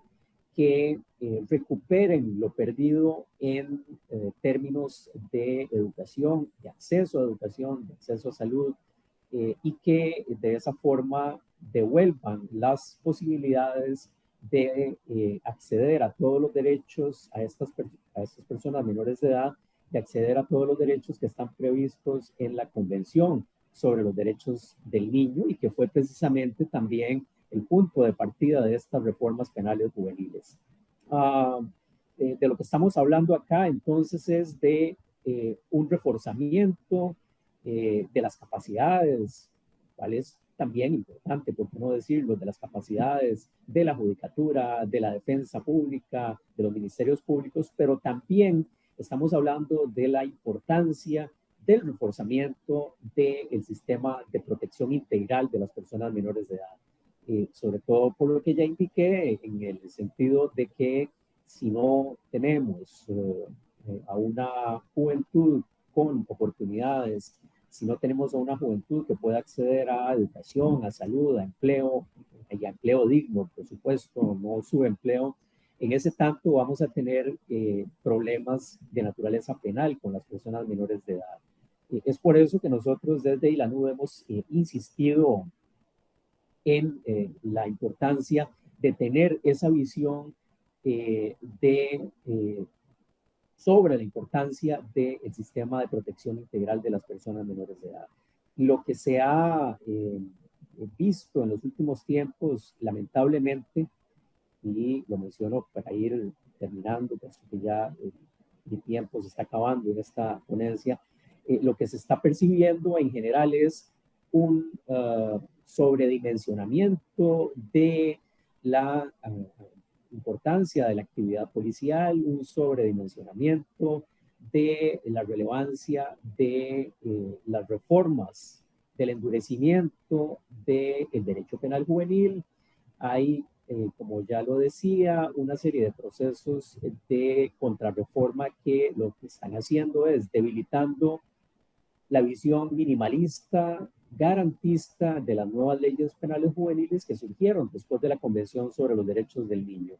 Esa tendencia, según nuestro análisis, es una tendencia que más bien va a llevar a estos países a que haya mayores tasas de criminalidad de las personas menores de edad. Es decir, que no es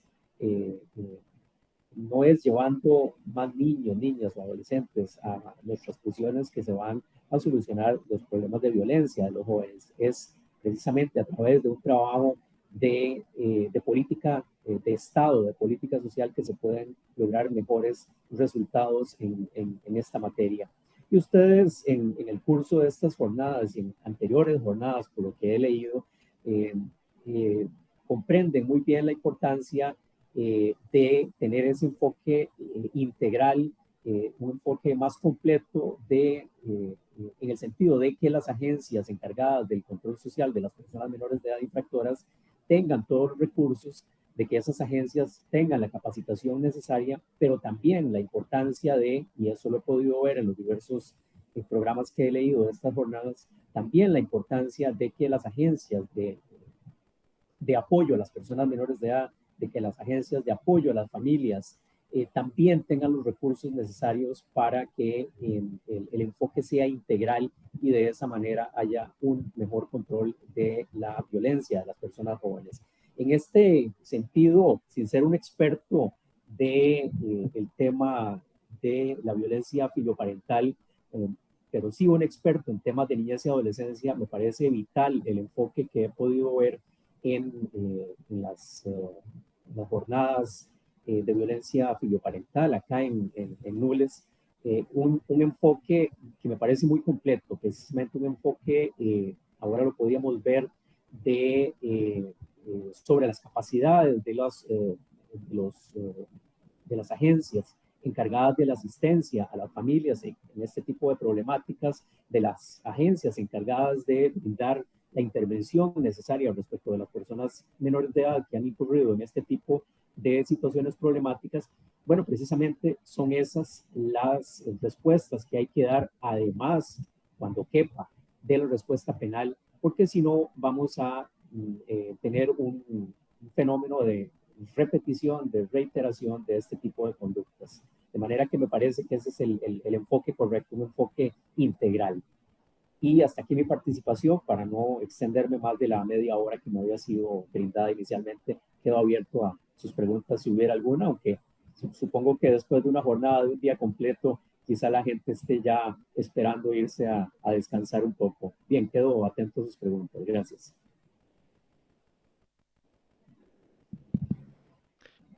Muchísimas gracias, señor Douglas, por esta magnífica intervención en la que nos ha mostrado la realidad que viven en Latinoamérica en el ámbito de la delincuencia por parte de menores de edad y la violencia filioparental.